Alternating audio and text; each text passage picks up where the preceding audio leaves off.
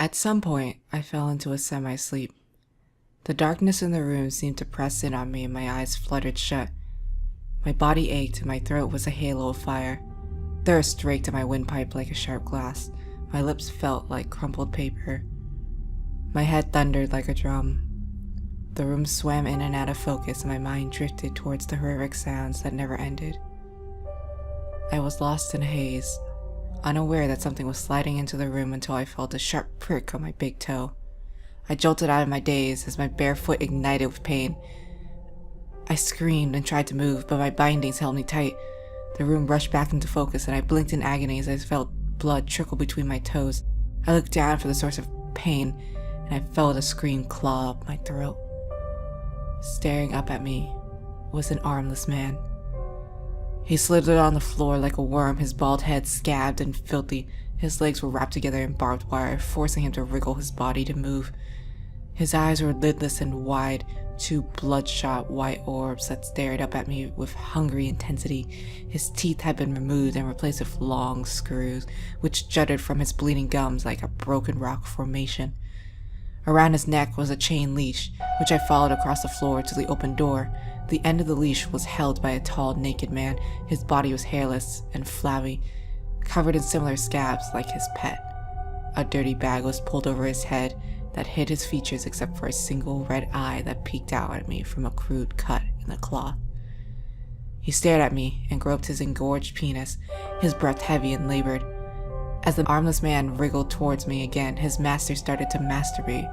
I screamed as the screw-filled mouth bit at me again and my cries seemed to stimulate the naked man even more. "Get off of me, stop it!" I screamed, horrified. I tried to kick at the man, doing my best to avoid his sharp metal teeth. I brought my heel down on his head and he screamed as his face bounced off the floor. A moan of pleasure escaped the bagman's mouth and I turned away as a mist of black sprayed onto the floor. There was a rattle of chains and I turned back to see the two of them leaving, the armless man dragged by his neck out the door. I looked at where the bagman had ejaculated and saw a puddle of dead ants. I vomited onto myself, thick, chunky curtains of bile and slime. "Get me out of here!" I screamed, strands of puke running down my chin. "I don't belong here!" I listened to the two men retreat down the hallway, the clank of chains accompanied by the sound of flesh being dragged across the concrete. I screamed again, but I knew no one was going to help me. I spit a wad of phlegm and bile onto the floor, ridding my mouth of its sourness. I forced myself to calm down. It wasn't easy. After some time, I heard someone else approaching. I had been in a miserable lull, my mind a blank canvas of dark despair, but the noise roused me from my trance-like state. The muscles in my arms burned from being restrained for so long, and I shifted them desperately, trying my best to prepare myself for whatever horror was about to walk through the door. Footsteps drew closer, and then a woman walked into the room. She stopped at the doorway and looked at me. One of her eyes was missing, a dark cavernous hole in her skull. Her hair was ratty and wild, a brown tangle like a forgotten nest. Her skin was pale and filthy and she was dressed in rags. I couldn't tell how old she was, but there was maturity in her one good eye. "Still thinking?" she asked, her voice coarse and brittle. "What?" She took a step closer. "Are you still deciding whether you're going to feed the pig or not?" I looked at her cautiously. "Yeah, I am. Who are you? What do you want?" "I was once where you are now," she said, trying to decide my fate. I couldn't believe that this was what happened after we die. It wasn't what I was taught. Religion didn't warn me about this place. I tested my bindings again before asking. "You killed yourself too? You're a person like me? You're not one of those creations?" She snorted. "Breaks my heart, you have to ask though." She touched the hole where her eye should have been. But I can understand your caution. Yeah, I'm a suicidal. I've been here a long, long time. But that was my choice. I decided to chance it here. I motioned with my head towards the door. What's out there? What is all this? She exhaled heavily and leaned against the wall. I can't even begin to describe this place.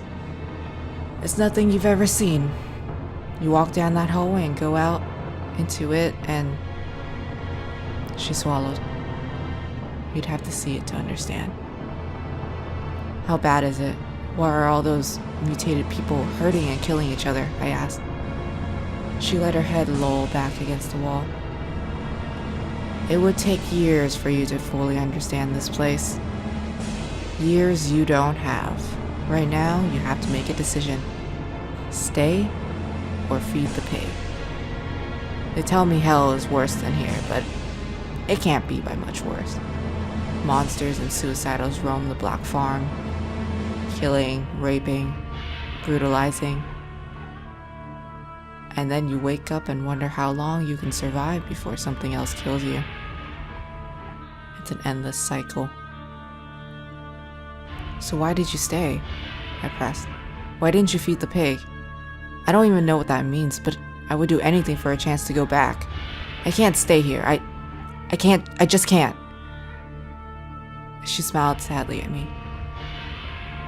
Why? Why did I choose this? It's simple, really.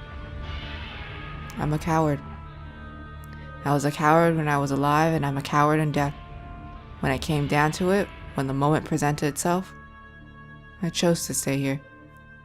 I didn't know what awaited me outside. It boiled down to a simple choice fueled by my own fear. What is the pig? What does it do to you? I pressed. She suddenly turned to go.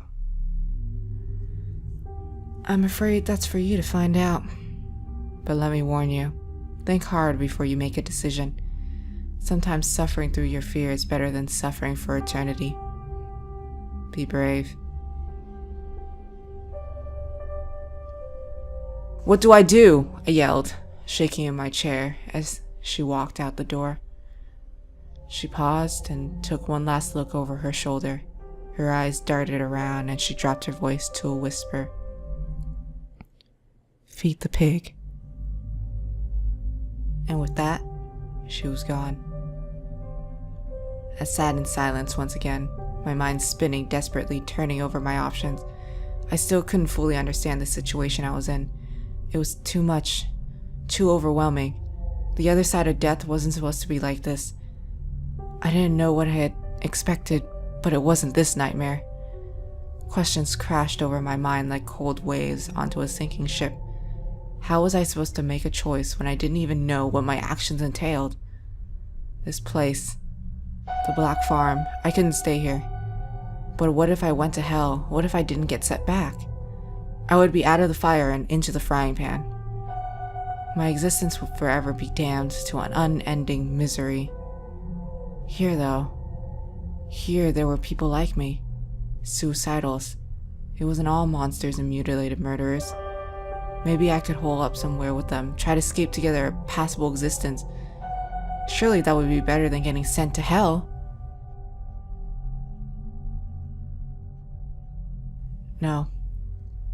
No, this wasn't going to be how I spent my eternity. I refused to let it be. If there was even the slightest sliver of hope, I would take it.